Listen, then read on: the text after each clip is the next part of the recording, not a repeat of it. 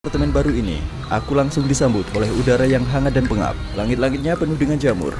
Udara di dalam rumah peti mati 4 kali lebih tercemar. Kita akan kena masalah.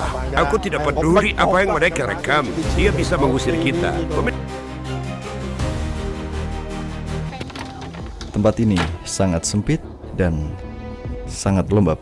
Bahkan ada unit yang lebih kecil dari unit lantai atas ini. Sekarang kami dalam perjalanan mengunjungi seseorang yang secara fisik tidak muat dalam rumah peti matinya. Aku bahkan tidak bisa membayangkan betapa sulitnya hidup seperti itu. Tapi sebelum beralih ke sana, kami memeriksa bagian lain dari apartemen ini dan menyadari bahwa tidak ada dapur.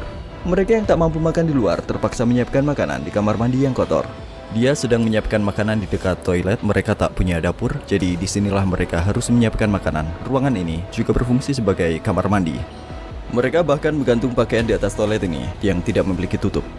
Sekitar 7,5 juta orang tinggal di kota ini. Jika melihat Hong Kong dari atas, kalian akan disuguhi pemandangan kota metropolitan besar yang tumbuh dari hutan seperti tunas bambu. Hanya ada sedikit lahan yang dapat dibangun di pulau ini. Karena ruang sangat terbatas, solusi-solusi radikal pun muncul, termasuk gedung 10 lantai yang dibangun di atas bangunan parkir 8 lantai. Kota ini sudah mencapai kapasitas maksimal. Kita sekarang berada di apartemen selanjutnya. Apartemen ini langsung terhubung ke kamar mandi. Kotoran menetes dari dinding. Perkenalkan, John. Pintunya terbuka karena ia tidak bisa masuk ke dalam rumahnya jika ia menutupnya.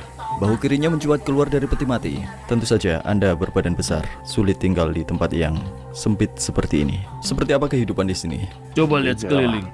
Bagaimana perasaanmu? Apakah Anda punya keluarga? Dulu ada. Istri saya meninggalkan saya karena saya berjudi. Kami tidak pernah berhubungan lagi. Sekarang saya hanya bertaruh sedikit pacuan kuda.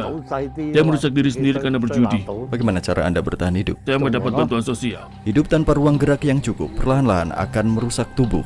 Apa yang Anda lakukan sepanjang hari? Saya tidak punya kegiatan. Saya hanya menonton televisi.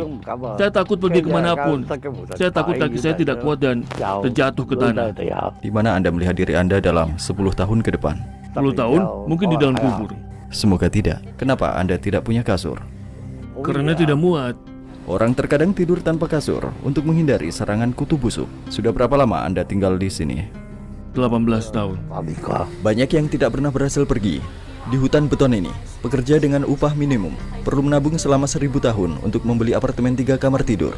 Apakah kamu sudah mengajukan permohonan perumahan subsidi? Saya baru mendaftar. Perlu menunggu lama untuk mendapatkan rumah.